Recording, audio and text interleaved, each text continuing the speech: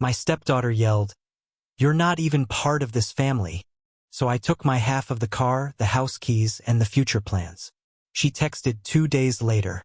I should have known the moment the kitchen went silent. The guests weren't due for another hour, but the house already smelled of celebration. Frosted cakes waiting on the counter, rented white chairs stacked outside, the dull hum of the dishwasher rattling like it, too, wanted out. A banner hung crooked across the living room. "Congratulations, Ellie," gold letters, store-bought joy. I stood there holding a small wrapped box. Nothing extravagant, just something thoughtful, something personal. A necklace with a tiny compass on it. My way of saying, "You'll always find your way home." I had the idea 3 months ago, ordered it in secret, even got it engraved. To Ellie, love always. M. That's all I dared to put. Not Dad. Not even stepdad. Just M. Because that's what I was allowed. Ellie stood across from me in her graduation dress, shimmering blue under the kitchen lights. She looked older somehow, taller. Her face was sharp with something I'd seen growing behind her eyes for years. Resentment that had finally matured. She wasn't nervous. She wasn't unsure. She had been preparing for this. 8 years I'd been in that house. 8 years of lifting her mother out of debt. 8 years of covering braces, broken laptops, class trips, missed rent. 8 years of holding the line when her biological father dropped off the map again. No calls, no cards, just silence in the shape of a man. And I filled that shape. Quietly, diligently. But that morning, something changed in her eyes. Or maybe it had always been there and I just hadn't wanted to see it. She glanced at the box in my hands like it was an insult, a burden, something pathetic. Then she looked at her mother, at Jane, searching for something. Permission, maybe, or confirmation. And Jane gave it to her, with silence. She didn't touch her daughter's arm, didn't glance at me, just stood near the stove, pretending to stir something in an empty pot, wooden spoon clinking against nothing. That was the moment Ellie stepped forward and said it. Not quietly, not like a slip, but loud, meant, "You're not even part of this family." The sentence seemed to echo, and then it didn't, because nothing followed. No apology, no gasp, no correction from her mother. Just those 8 words, hanging in the air like smoke you can't clear out. I didn't speak. I didn't move. My first instinct was to laugh, honestly. Not because it was funny, but because it was insane. How could she say that? After everything? After all the ways I'd made sure she never went without? But laughter would have broken something in me I couldn't put back. So instead I just stood there, box still in my hands, like some out-of-place uncle who brought a gift to the wrong party. I looked at Jane. She still wouldn't meet my eyes. That hurt more than Ellie's words. Because Ellie was a child, still. But Jane knew. She knew what I'd given, what I'd sacrificed. She knew the hours I worked, the arguments I swallowed, the weekends I lost. She knew what I'd paid for, what I'd forgiven. And she said nothing. I turned the box over in my hands once. Felt the weight of it. It wasn't much, but it was everything I had left to give. All the years. All the hope. I set it down on the table, slowly, carefully, as if it might shatter. And beside it, I placed a plain white envelope. No name, no address, just a slip of paper inside that said 2 words. "Are you sure?" Then I walked out of the house. No slammed doors, no dramatic pause, just a quiet exit. The kind a man makes when he finally understands he's been carrying a family that never saw the weight. I left before the guests arrived. Before the cousins and aunts with their 2 bright smiles and congratulations. Before the pictures were taken and posted. Before the cake was cut. I walked down the driveway I had paid to pave, past the flowers I had planted last spring, got into the car I had maintained and insured, and drove away from the house I had half built with my hands. And not a single window moved. No one called my name. No one ran after me. At the first red light I pulled over. Not because I was upset, though I was, but because my hands were shaking too hard to grip the wheel. It wasn't rage. Rage burns hot and fast. This was colder, heavier, settled in my stomach like stone. I stared at my reflection in the rearview mirror. I looked like a man in a suit too tight for the skin he'd just shed. Like a ghost who had shown up to his own funeral. Ellie had every right to be emotional that day. I get it. Graduation is a big deal. She was 18. She had plans, dreams, a life opening up in front of her. But that sentence wasn't a mistake. It wasn't a slip. It was a decision. The kind you rehearse for weeks. The kind you save for a moment when it will hurt the most. And Jane let it happen. That's what I keep circling back to. That silence. That stillness. The way she stirred that empty pot like it mattered more than me. For years I told myself that love meant patience. That they just needed time. That the tension would ease as we all grew into something whole. But the truth is, I was building a house from the outside. I was never invited in. I was the wallet, the fixer, the man who kept things running, but never the father. I remember a year ago, Ellie's school hosted a father's recognition breakfast. Jane told me not to go, said Ellie didn't feel comfortable, said it would be awkward.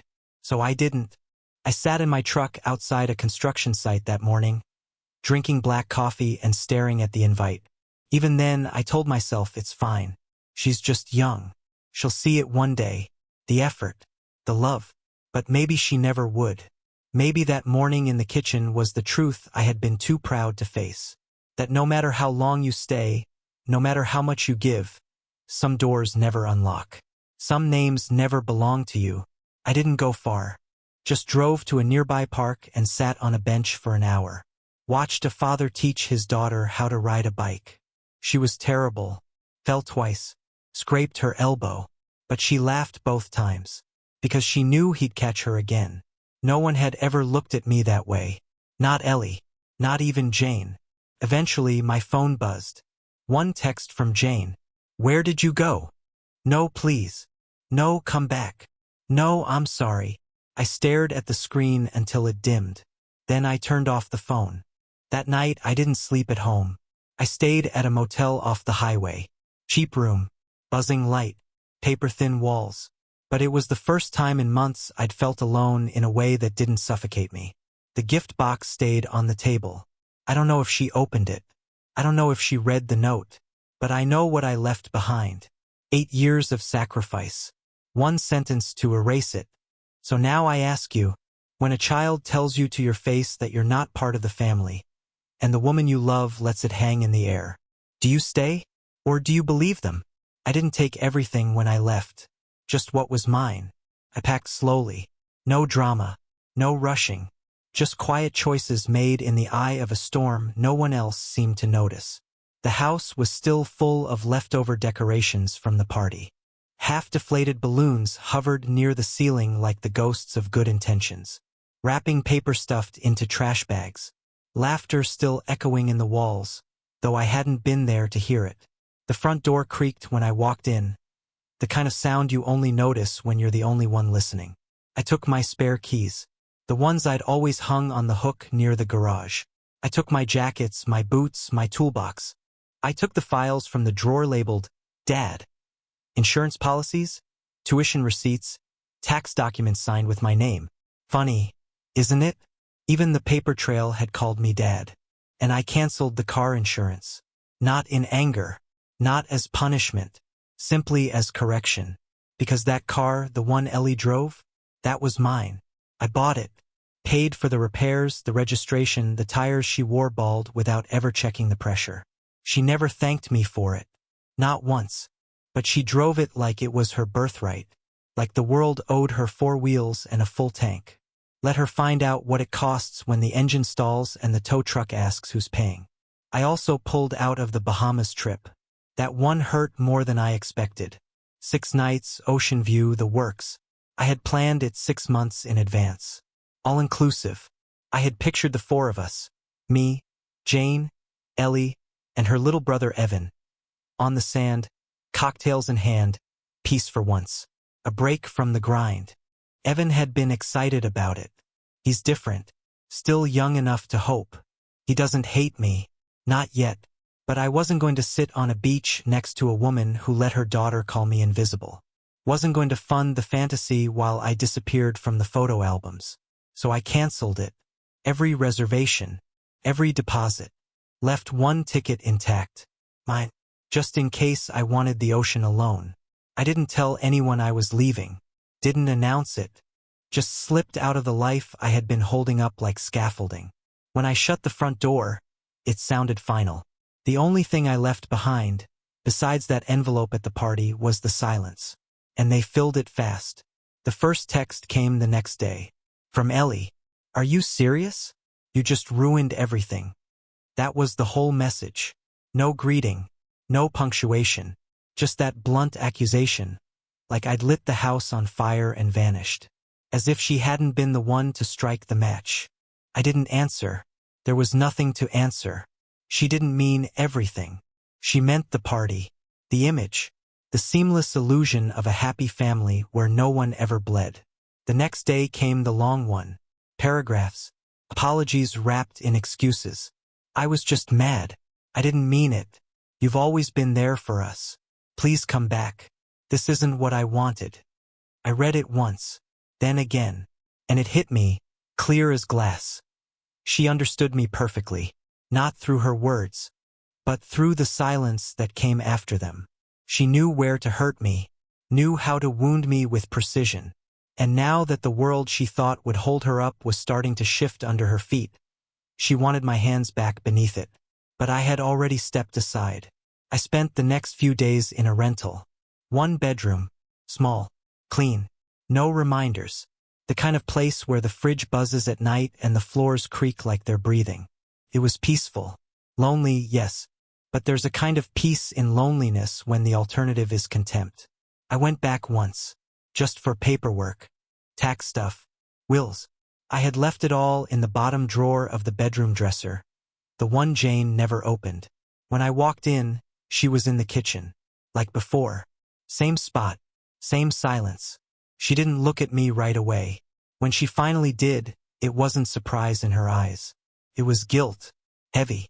Settled like dust on everything. She knew. She knew Ellie had called me just a guy behind my back. I found that out a month ago. Through a neighbor of all people. Their daughter was friends with Ellie.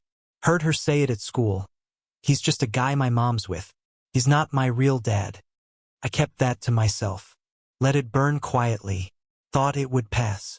That maybe time would sand down the edges. That maybe one day she'd introduce me to her friends without flinching. I was wrong. And Jane knew it. She didn't apologize. Didn't explain.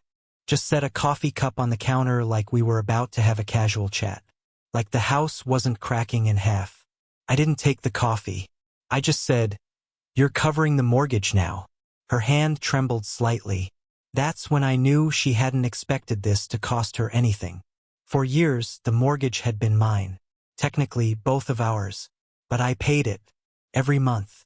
On time. Even during the layoffs. Even when her hours got cut. I picked up shifts. Freelanced. Did side jobs under the table. All for a roof that now covered a daughter who thought I was nothing. So now Jane could pay. She opened her mouth. Closed it. Opened it again. I didn't wait. I left before the tears came. That night her mother called. Ellie's grandmother. Old woman. Voice like gravel and roses. She never liked me much. Thought I was too soft. Too quiet. Too. Not him. Not the first husband. The one who left. "Now listen," she said as soon as I picked up. "No hello. You went too far." I didn't reply. She continued. The girl was under stress. She just graduated. You don't blow up your whole family over one sentence. Still, I said nothing. Then I asked, quiet and sharp. And when she screamed I was nothing, was that stress too? There was a long pause. A deep inhale. She didn't have an answer. Just the click of the line going dead. No one expected this outcome. Not really. They thought I'd come back. I always had. After the first fight. After the cold shoulders. After Jane let Ellie call me Michael in front of guests while introducing her real dad as just her father. They thought I'd fold. Tuck my pride back into my shirt pocket and keep the engine running. But not this time. Because the Bahamas trip fell apart. Hotel canceled for non-payment. Flights refunded, minus the fees. The car broke down. No insurance. No ride. The job I had lined up for Ellie over the summer, helping at a friend's firm, gone. I called. Told them to pull the offer. Said there were complications. They understood. Her biological father? He showed up to the party. 10 years missing. He brought flowers and a forced smile. Took 2 pictures. Left after 15 minutes. Didn't even say goodbye. Just vanished like smoke in wind. And Ellie? Ellie stood alone in her dress, phone in hand, waiting for someone to come. But I didn't. I watched the photos online. Saw the captions. Big day. So proud. But the smiles didn't reach their eyes. You can't Photoshop absence. And I wasn't there to ruin the party. I was just done pretending I was part of one. So when people ask why I left, why I pulled out, shut down, walked away, I tell them this: I gave everything, not for thanks, not for praise, but for a chance. To be seen, to be counted, to belong. And when the moment came, when the curtain lifted, they told me who I was, so I believed them. 3 days after I left, the world began to tilt. Not for me. I was already gone. But for them, the ones who stayed behind in the house that I had filled, financed, and fixed. The ones who thought my absence would echo for a day or two and then fade like a bruise. It didn't fade. It spread. The first call didn't come from Jane or Ellie. Came from her mother. Jane's mother. Old, sharp, bitter in that quiet church-going way. The kind of woman who compliments you through clenched teeth and always says, "I'm praying for you," when what she means is, "I hope you fail." She never liked that I wasn't religious, or loud, or rich enough. She loved to remind me that Jane could have done better. But this time her voice had changed. "Listen," she said. "I just spoke to Jane. You can't be serious. You've made your point." I didn't respond. Let the silence stretch. She sighed. The girl was under pressure. College. Friends. That party. You're the adult here. I waited another beat, then asked, "And when she told me I wasn't part of the family, was that pressure too?" Silence. Then she said softer, "Michael, you've always been there. You're the only father figure she's ever really had." "Funny," I said. "That's not what she called me." Click. She hung up. They always hang up when the mirror gets too clear. But it didn't stop there. Because consequences have a way of multiplying. The Bahamas trip fell apart. Jane tried to salvage it. Called the resort. Tried to use my name, my reservation. But the system had already voided the bookings. She hadn't even known the details. I'd planned it all. The card on file was mine. The email confirmation, mine. Without me, there was no trip. She posted on Facebook instead. A throwback photo. "One day we'll get there. Hashtag family first." But the comments were dry. The car broke down too. Ellie called AAA. They said the membership was inactive. She didn't understand. She called Jane. Jane didn't know what to say. The mechanic told them it needed a tow and about $1,200 in work. Transmission or something close. Suddenly, the freedom she had driven like a birthright vanished. I imagine her standing there, in the parking lot outside that strip mall sushi place she liked, holding her phone, waiting for the man who'd fixed everything for years to show up again. But I didn't. She tried her biological father next. The one who had resurfaced at the party with cheap cologne and a half-finished story about rehab. He'd stayed just long enough to take a picture beside her. Then he was gone again. Probably to someone else's couch. Or car. Or lie. He didn't answer her call. That photo, by the way, the one from the party, she posted it. Captioned it.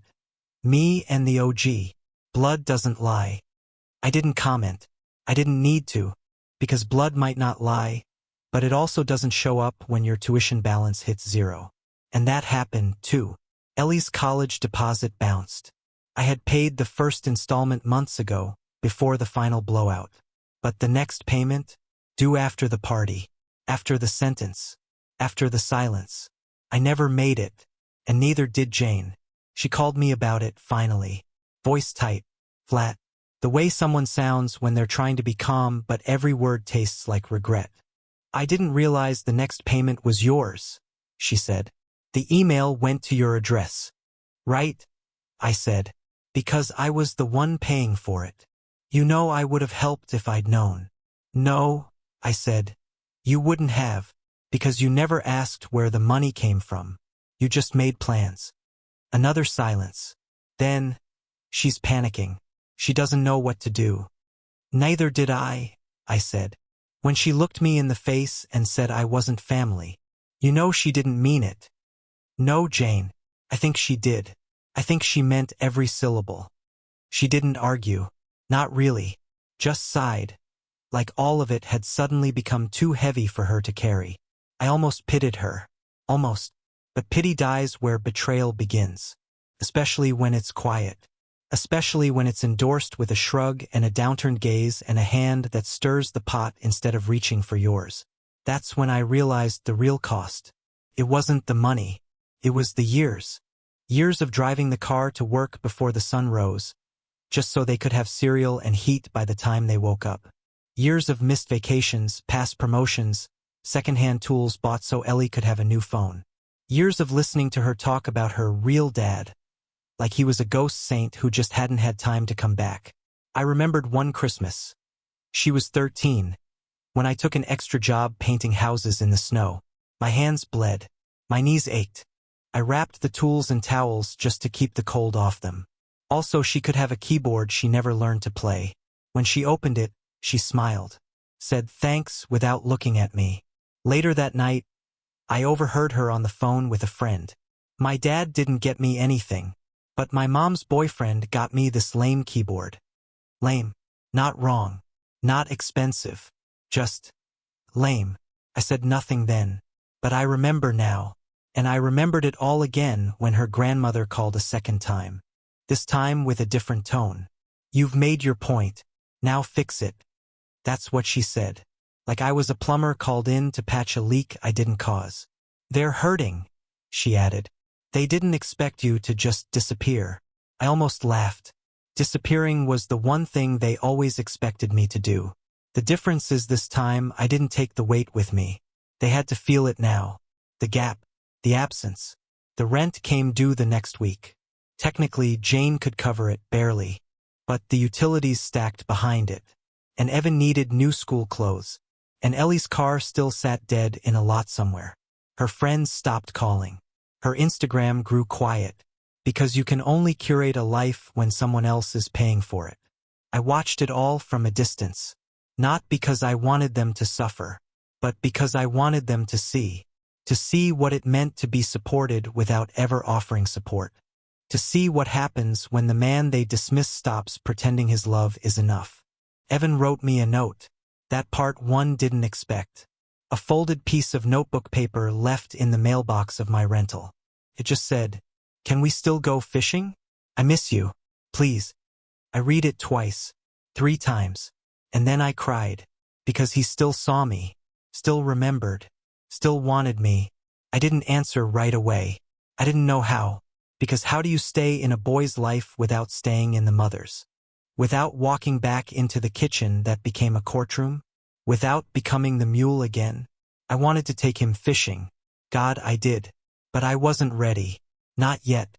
I was still unlearning the lie that love without respect was noble. That giving endlessly was strength. That silence was grace. No. Sometimes silence is surrender. And I had surrendered for too long. So when Jane texted the next week, this time with a longer message, softer words, I didn't respond. She said Ellie was depressed. Said the college had given them one more extension. Said she was thinking of picking up extra hours. I said nothing, because now she was learning what the word partner really meant. It meant more than sharing space. It meant showing up when things cracked. It meant choosing. She chose silence. So I chose absence. And Ellie? Ellie hadn't written since. Not a word. Just a story posted late one night. A blurry photo of the necklace. The one I gave her. Captioned with 3 dots. No words. Just silence. The same kind she gave me when I was standing there with it in my hands. Funny how fast silence turns to signal when there's no one left to translate it. So now I wait. Not for apologies. Not for thanks. But for clarity. Because I'm done being the ghost that held up the ceiling. Now they live in the collapse. And I'm watching. Not to punish. But to witness. Because even ruins deserve someone to name them. 2 weeks passed. The text stopped. The calls had dried up after Jane realized I wasn't coming back. Not to the house, not to the bank account. Not to the life she had mistaken for permanent. People think structures hold themselves up. They forget the weight is carried by someone. I had carried them all. Until I didn't. Then the letter came. It wasn't from Jane. It wasn't from the grandmother. It was from Ellie. A real letter. Handwritten. Folded into a pink envelope with hearts along the border. Like the kind she used to write when she was a little girl and the world still felt simple. I almost didn't open it. Let it sit on the table for a full day. Stared at it like it might detonate. Then, at midnight, I slid it open with a butter knife and read it under the weak light of the kitchen in my rental. Her handwriting hadn't changed. Still crooked. Still looping too big where it shouldn't. It began with my name. Just Michael. No dear. No dad. But not M either. She wrote, I know you probably don't want to hear from me. I wouldn't either if I were you. But I've been sitting in this house, trying to sleep at night, and I keep thinking about the way you left. About how I looked at you and said those words. I keep replaying it. Over and over. I want to tell you I didn't mean it. But that feels cheap. Because maybe I did. Or maybe I did because I thought it wouldn't matter. Because I thought you'd always stay no matter what I said. But then you didn't. And I saw what it felt like to be without you. The Bahamas trip never happened. I know you know that. The car died. College almost slipped away. And when I looked around for help, for someone to fix it all, you weren't there. And neither was he. The real one. He came to the party and left before dessert. I haven't heard from him since. But you were always there. You fixed things before I even knew they were broken. And now I see that. I really do. I used to hate how you got involved. In everything. Asking about school, asking about my plans, checking the oil in my car like I was made of glass. It annoyed me. I thought you were trying to control me. But now I see that it was you caring. That no one else ever did those things. I'm sorry. For what I said. For all the things I didn't say before that. I'm not asking you to come back. I know that's not fair. I just want you to know that I see it now. All of it. You were a dad to me. I just didn't tell you when it mattered. Tucked inside the fold was a photograph. Old. Faded. From maybe 6 years ago.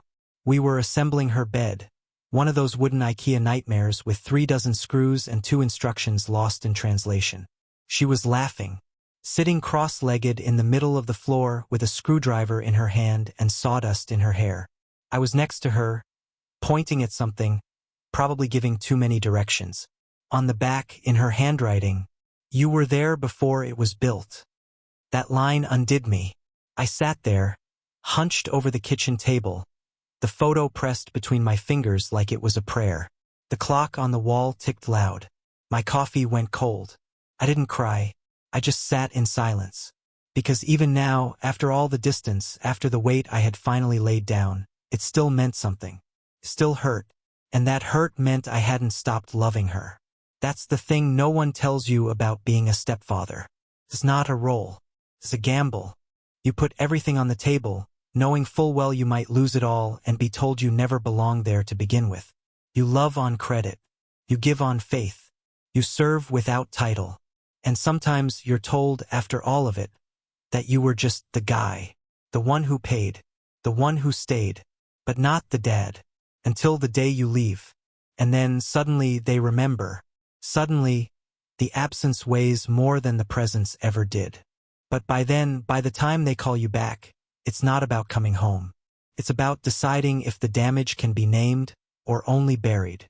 Jane wrote me too. Not a letter. A long email. I read it once and archived it. She tried to sound balanced. Diplomatic. Said she understood why I did what I did. That she should have spoken up. That she thought silence would spare everyone's feelings. But that's the lie, isn't it? Silence is never neutral. It sides with the loudest voice in the room. In that kitchen, her silence amplified Ellie's sentence. Turned it into policy.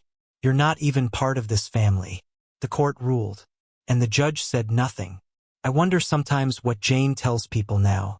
Does she say I left? That I gave up? That I walked out over a single fight? Or does she admit what really happened? That the man she lived with for 8 years became a stranger the moment she let her daughter treat him like one? I won't ever know. I haven't replied to either of them. Not yet, because I still don't know what forgiveness means in a house where I had to leave just to be seen. And Evan? He sent another note. This one in a green envelope. Said he'd caught his first fish without me. That it wasn't big, but he took a picture. Said he hoped I was okay. That he still had the tackle box I bought him. I keep his notes in a drawer. I don't know what to do with them, because the truth is, I miss him more than I can say. The way he'd sit beside me without speaking, just watching the line bob in the water. The way he'd call out from the back seat every time we passed the ice cream place, and the way I always gave in even when I said I wouldn't.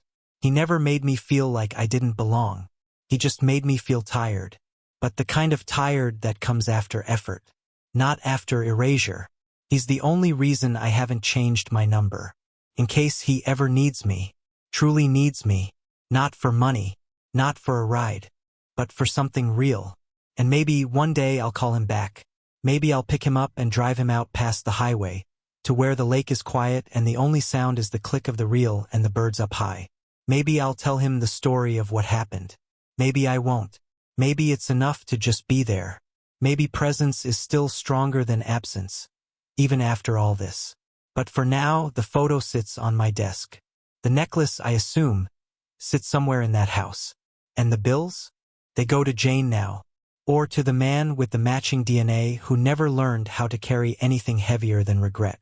I carried them all for 8 years. Carried every secret, every shortfall, every Sunday night they forgot to say thank you. And now I carry nothing. That's the real freedom. Not revenge. Not silence. Just nothing. No more balancing acts. No more swallowed pride. No more being told to be grateful just for being allowed in the room.